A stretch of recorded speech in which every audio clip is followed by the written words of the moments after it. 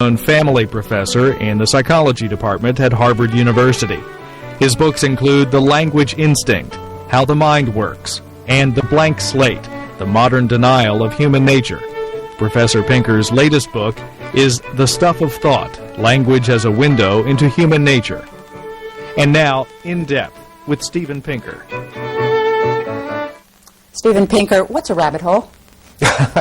I got that from Alice in Wonderland. Of course. It is an entry to a world of wonders that you stumble upon when looking for something else. Then this was the cover of your first or second book? That was my second book, yeah.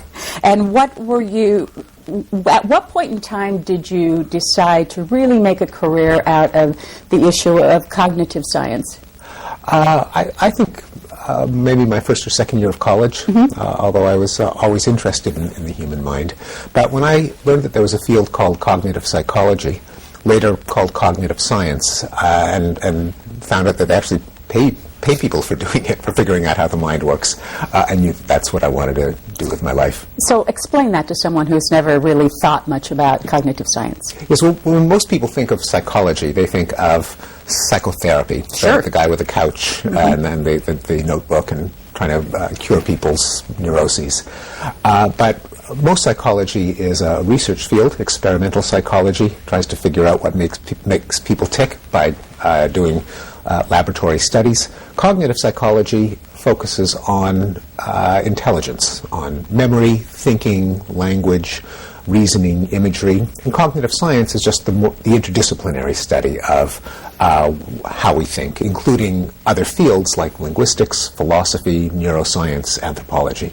And I suppose there's a lot of difference of opinion in those There fields. is a lot of difference of opinion. So let's get your opinions on this, on the table first. What do you see as the main issue of the study of the brain and its relationship with how we live? The main issue. Well, I think you have to first have some understanding of what the mind is for, what it evolved to do. Because unlike other intelligent devices like computers, which were put together by engineers for specific purposes, the brain evolved. And I think the first question one has to ask is, why are we smart? Why do we have brains? I don't think there's a single answer, because there are a lot of things that an intelligent organism has to do to stay alive. Understand the physical world, process visual input to know what are the objects out there and how they're arranged, but also getting beneath the surfaces of objects to figure out their causal relations. What can I throw? What can I bend? What can I use as a poison? What can I use as a projectile? Then we also live in a social world. The brain also evolved to make alliances, to learn from other people, to exchange favors, to find mates, to bring up children.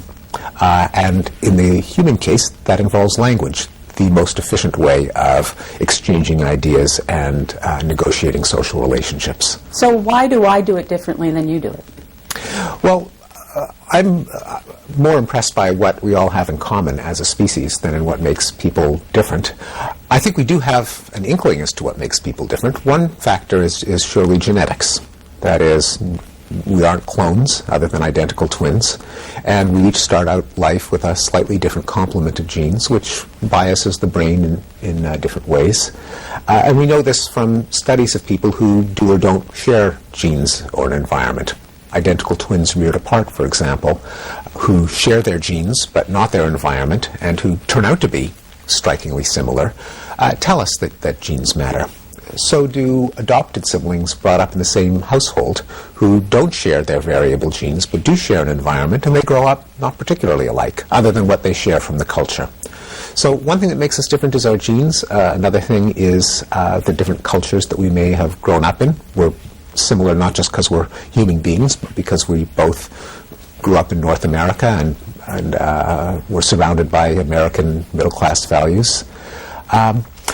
There's also sheer chance. Even if we were identical twins, we would not end up indistinguishable. And anyone who knows identical twins knows that this is true. They're very similar in their talents and in their temperaments, but you don't confuse them if you know them. And they'll often go their separate ways. Sometimes one will even be gay and another one will be straight, even though they share both their genes and their environment. So what that tells us is that sheer chance makes a difference, that some factor that we have no idea of how to measure, maybe how your neurons grew as your brain congealed in utero, maybe chance events that took place that to one twin but not another twin. There's a huge role of chance that we don't really understand, and it's kind of another factor that makes us what we are, makes us different, but people don't really understand how it works. Is it too simple to say it's a nature versus nurture argument? Yeah, I think it is, because it's not nature versus nurture. If we didn't have a nature that allowed us to see the world in certain ways and learn in certain ways, then nurture would have no effect. I mean, you put a child in a family and you put a cat in a family, the child ends up talking, the cat doesn't. Now, the child had to learn to talk. No child is born speaking English, but the exposure to English only resulted in an ability to speak because the child's brain is wired in certain ways that the cat's brain isn't. So it's never nature versus nurture. It's nature makes the effects of nurture possible. I want to go through some of your books, and just to give us an idea of how your thought process evolved, if you tell us a little bit about them. This is The Language Instinct, How the Mind Creates Language, and it was 1994, 15 years ago almost. Yes, right. What were you trying to do here? Share the excitement of the science of language. I felt that the time was ready to tell a unified story about how language works, namely that I argue that it's a human adaptation, a part of the human species' birthright. And enough was known about language, in particular about exactly the kind of questions that curious people have, like who decides what's proper grammar? Why are there so many languages? How do kids learn to talk? Where do new words come from? That I felt that I could share this accumulated research from my field and hoped that people would be interested. Did you believe that people would be as interested in it as they were? It became a national bestseller. No, not at all. You were surprised? I was surprised, yeah. Yeah. My friend said, you write a book, a popular book, it's on the shelves of the bookstore for 6 weeks, and then it vanishes into oblivion. And I wrote it prepared for that to happen. And so do you think you just tapped something that others hadn't, or you told the story differently?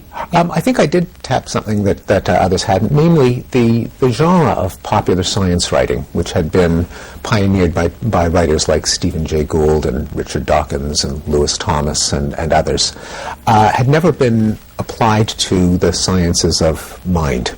And people are interested in the mind at least as much as they're interested in dinosaurs and genes and galaxies and so on. So I think I was, by applying the art of popular science writing to the human mind, I think I found a niche. So 3 years later, How the Mind Works. What were you doing here? What was I thinking? What were you Writing thinking? a book called How the Mind Works.